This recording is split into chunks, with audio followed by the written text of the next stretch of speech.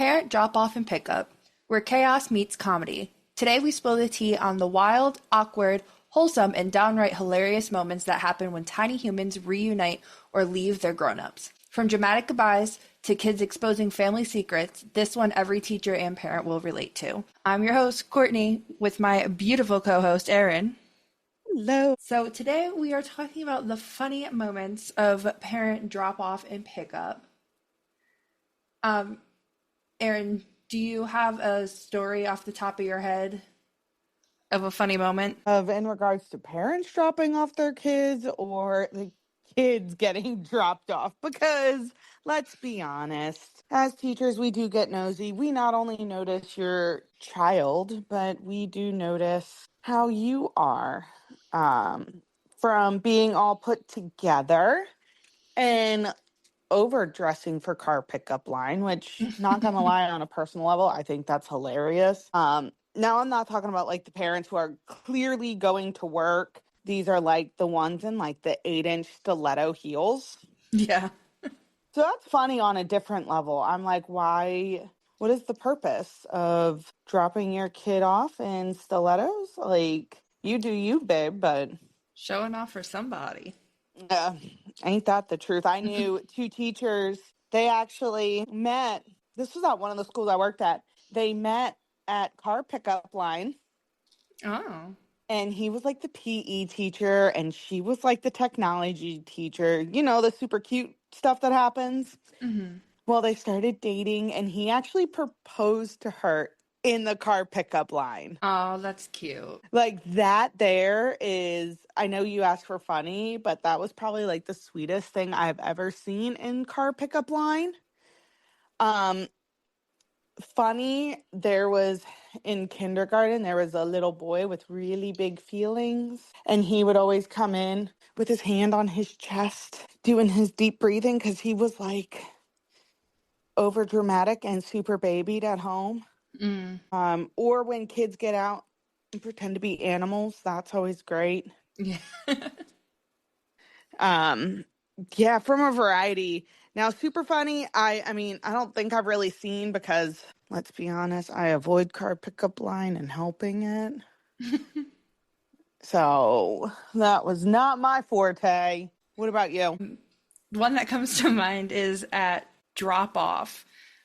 Every day you have to come in and wash your hands first thing in the morning, and your parents helped you.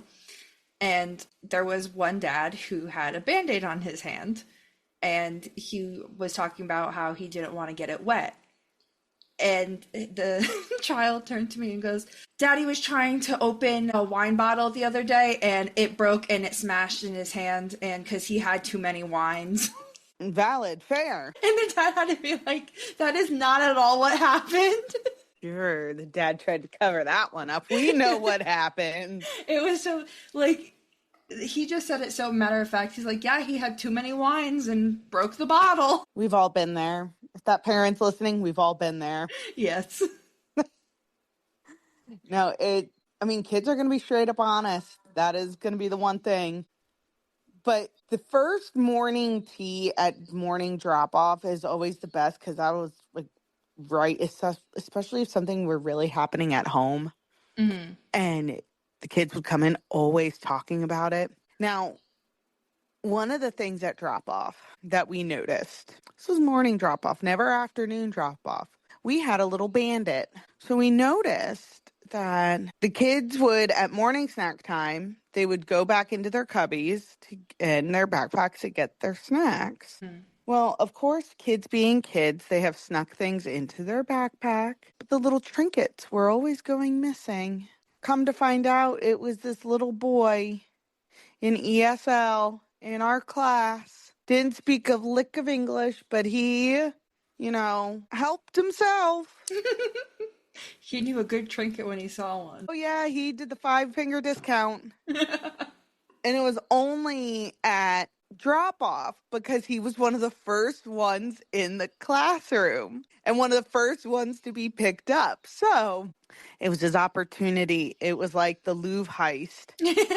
He knew exactly what to do. And finally, when we caught on and we looked in his backpack, I mean, there was toys and toys and toys. You know, I believe there was the Declaration of Independence in there and the Mona Lisa, you know.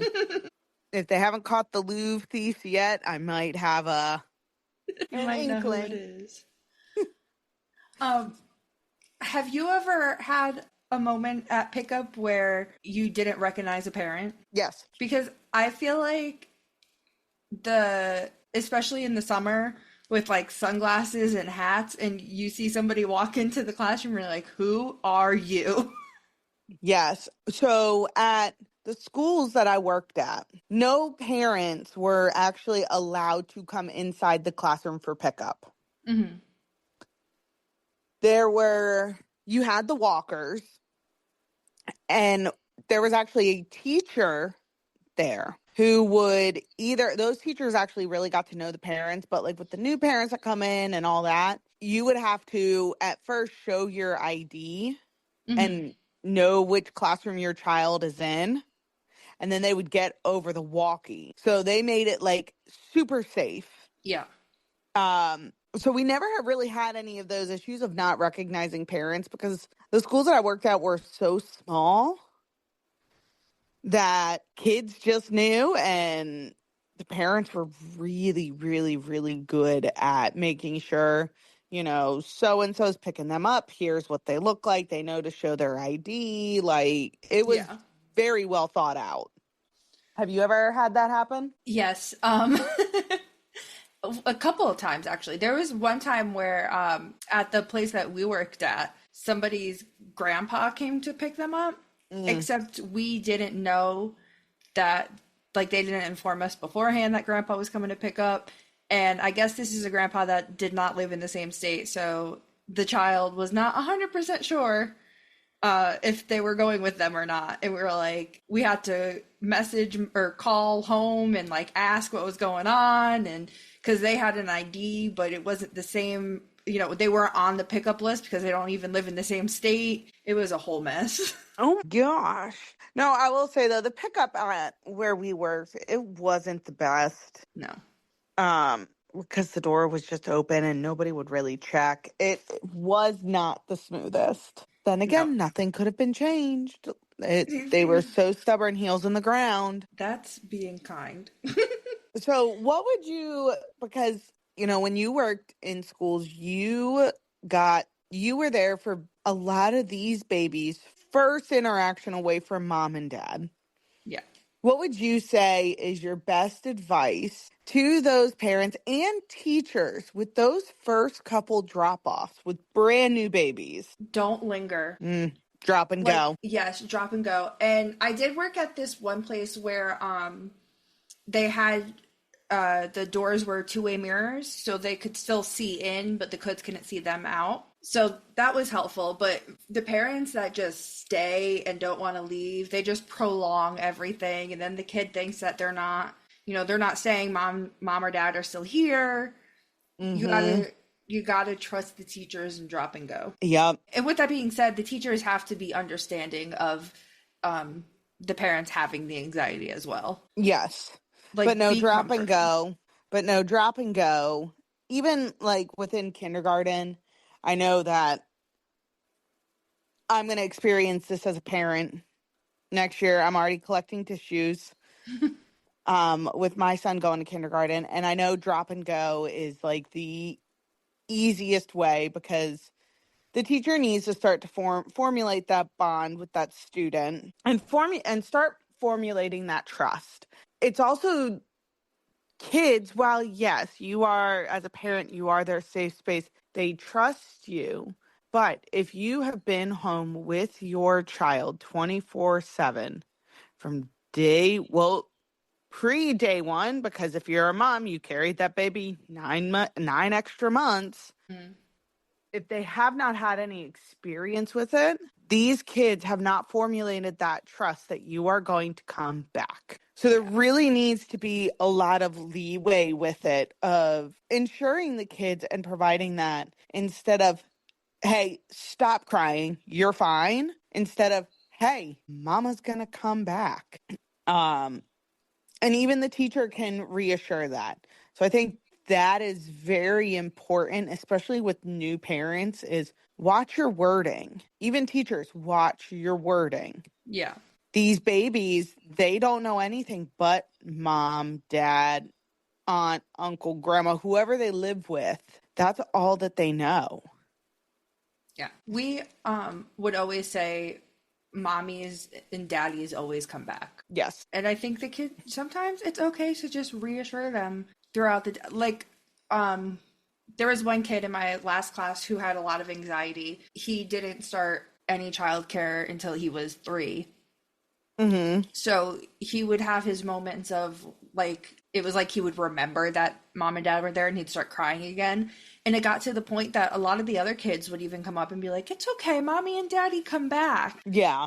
And that's so important. And it's hard on these little guys with everything. And I know that even my son, who goes to his aunt's house every day, someone who he loves and trusts, there are still moments where he gets upset on if I'm going to come back. Yeah. But it's that constant reassurance of, mommy's coming. Teachers, another good one is distract. Yes. Pull out the crayons, pull out the markers, pull out the toys, distract. Because the quicker you get them, their little brains distracted onto a different track, then that's going to help with the meltdown. Absolutely. Pay close attention to what they like so you're not just trying to shove random things at them. If you notice Yes. they're calmer during art, then bring out art supplies. Or if they like Mm-hmm. to build blocks. We would do dance parties in the classroom. I love a good dance party. Yeah, that's how we would start it off. A good old dance party.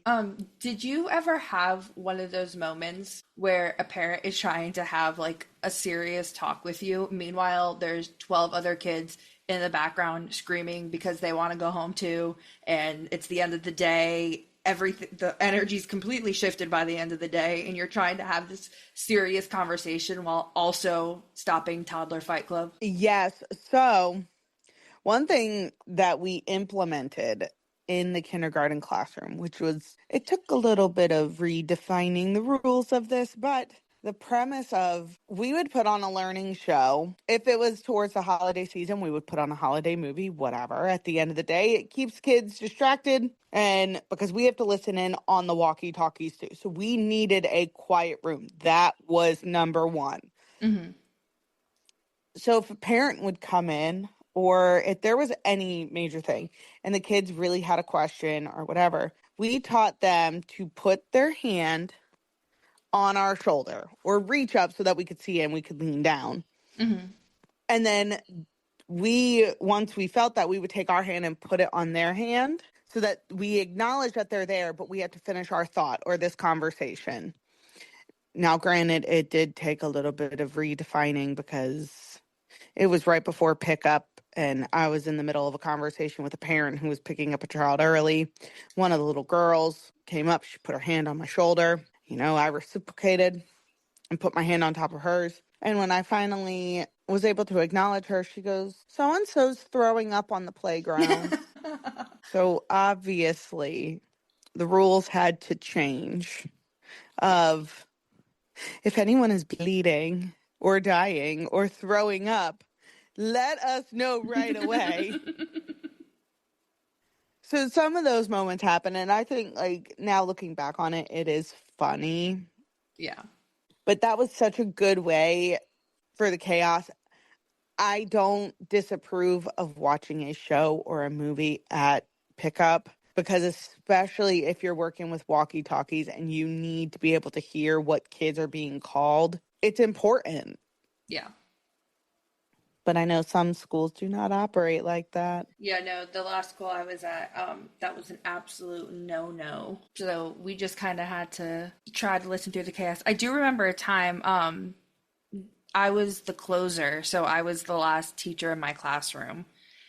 and there were some kids that were doing random things like tackling each other to the ground, and we were allowed to have them do rough play as long as nobody was taking it too far and stuff like that. So a parent came to pick up, and they're just asking how my day was and being very kind, and I literally in the middle of answering had to run over and take one of the other kids off of on top of one of them because they were pulling each other's hair and screaming and kicking. And Oh, then I wow. come back holding one of the kids who's crying, and I'm like trying to finish this conversation, and they're like, we'll talk another time. Yeah, that's always, but I get it that parents want to have those conversations at drop off or pick up because that's when they're there. But parents sending an email quick throughout the day isn't a bad thing either. Yes, if you have something serious to talk about, Set up a try, meeting. yeah, try to set up a meeting because we love your kid, but there's also like 17 other kids we have to take care of in that exact moment as well.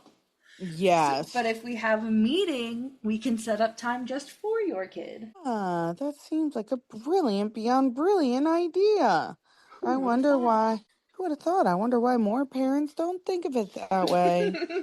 Now watch, I'm going to be one of those parents who completely forgets about that. I mean, Well, I would say when your son was in my classroom, you did a pretty good job of letting us know beforehand that you needed to talk to us.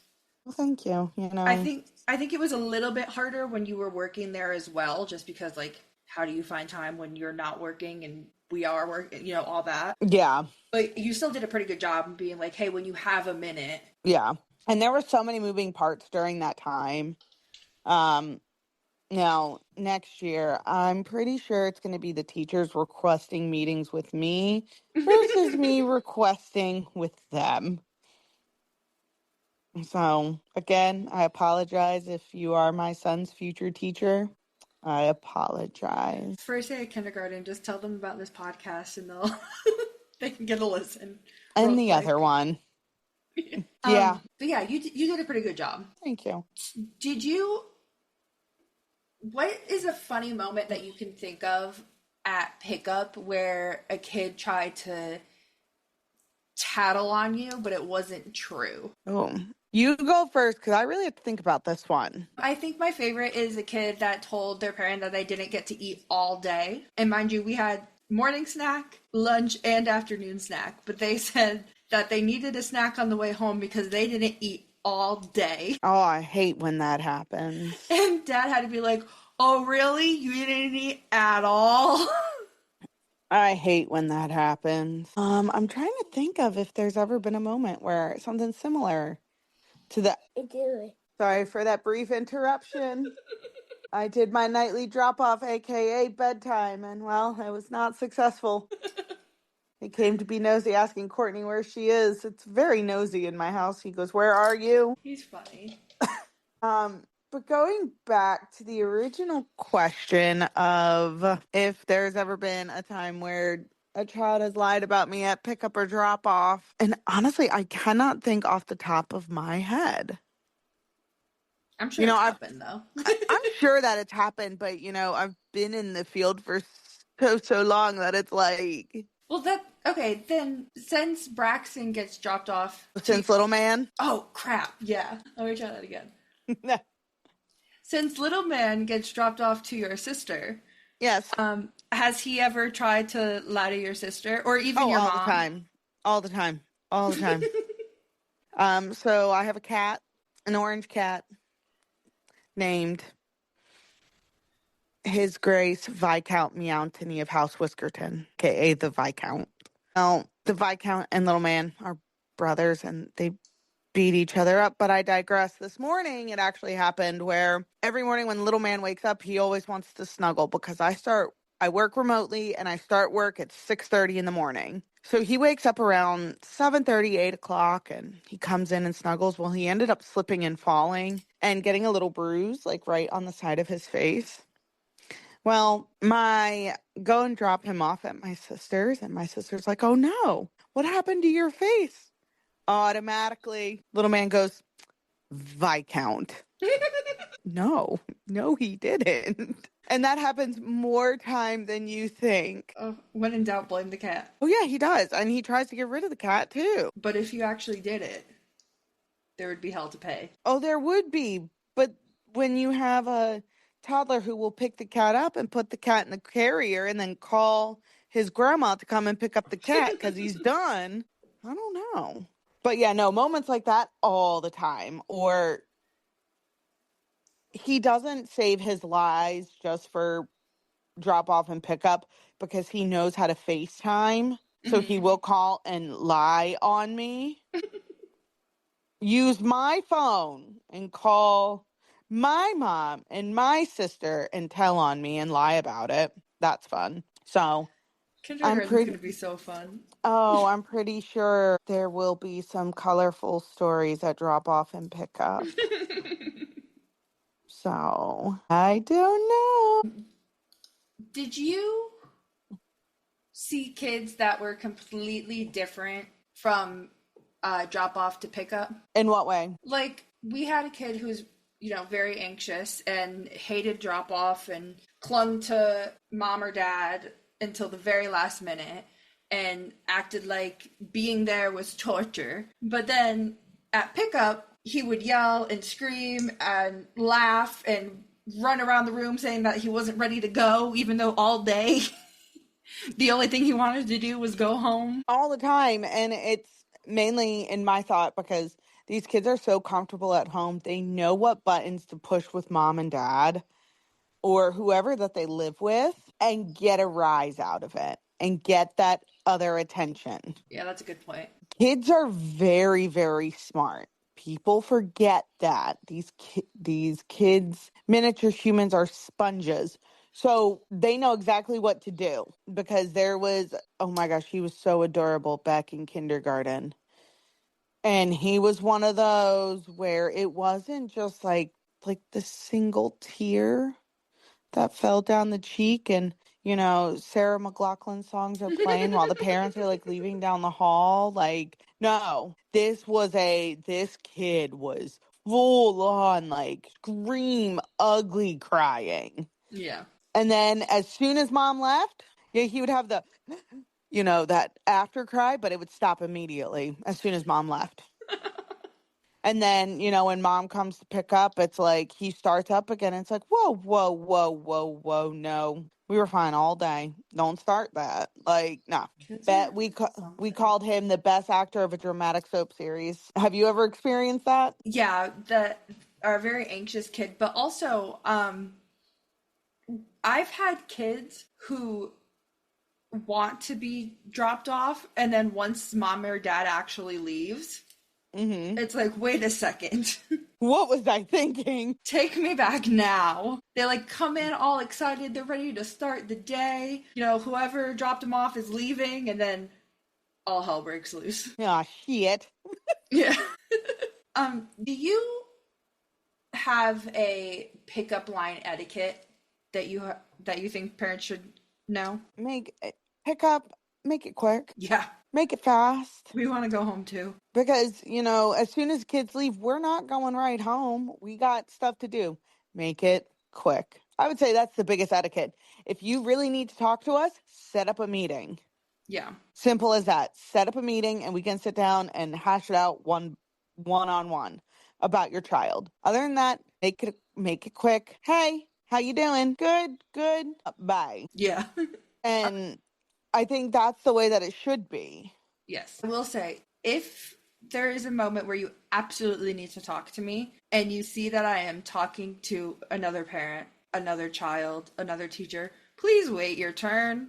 Oh, Because the that's a good parents are one. just as bad as the kids sometimes. Oh, they think that their problem is more important. Yes. And then you talk to them thinking that it's urgent, and it turns out that they're just letting you know little Timmy's not going to be in school next Friday. Email. Exactly. Like, I'm going to forget as soon as I get home. For real. The amount of times I wish I could have said to parents, that is an email. Yes. Like, I don't know. I completely agree with that. Make it fast. Wait your turn. Put a bubble in your mouth while you're waiting. It's Wait okay. patiently.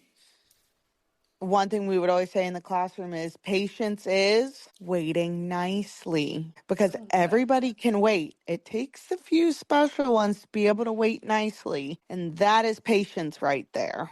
Yeah, I agree. Since you worked in actual like schools and not just daycares where there was bus lines and stuff, have you seen those parents that get absolutely irate and like just start blaring their horn in the pickup line? Oh, yeah. And then get, I've seen it where they get suspended from pickup line. Oh wow. Oh, yeah. I've seen it where, if there's been multiple like pickup lines, they get Mhm. sent to like the far back one. Wow. Oh, yeah. Because it's all about the kid's safety. And as soon as you Yeah, start laying on your horn, you are not putting that child's safety first. exactly. And you will be punished. I don't know why I said it like that tone, but Have you dealt with the parents that definitely take a little too long in the pickup line though? no, because of the fact that every school I've worked at, there was none of that. No. Load the kid in, drive away. There was no dilly dallying, there was no chit chat. It was okay, you have little Timmy. Little Timmy goes to that Grand Jeep Cherokee. Good. Go, door shut. Have a nice day. Bye. Well, that's good.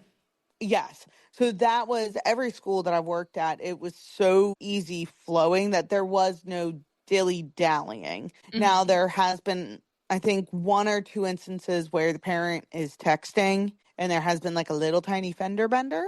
Ooh. Yep.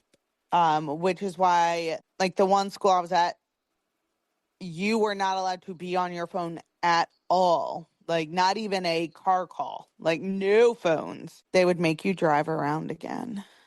Oh wow. Yeah. They mean business. Oh, yeah. Because when it comes down to a child safety, I don't think that there should be any limitations on that. No, I agree with you. Well, I think that we touched a base about everything. How about you? Yes. And I was wondering if you have a couple minutes after class, even though I know you're super busy. It's really important What can I help you with? that we need to remember for everyone to go check out our social media pages. Yes, things teachers really say. We have a TikTok and an Instagram. Ooh. I am not very good at updating them. I have to get better at that, but we do have both of those. And I would like to thank our sponsor, you, Courtney, because Uh, you write I was like, who's our sponsor? you.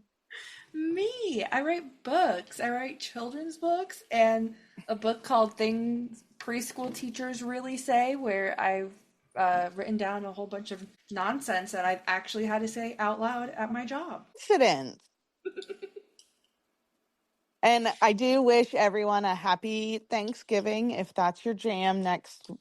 Why am I saying happy Thanksgiving? Because you're ready to get celebrating. I guess so. Happy holidays, everyone. Happy everything. Happy everything. And you know what? If some non filtered nonsense is your jam, you should check out our other podcast. That one is explicit, just Yes, as a yes. heads up. Yes, do not listen with your children at all. No, no, not at all. Please don't. But it's called Honestly, We're a Mess if you're interested. But we will see you next week. Bye. Bye.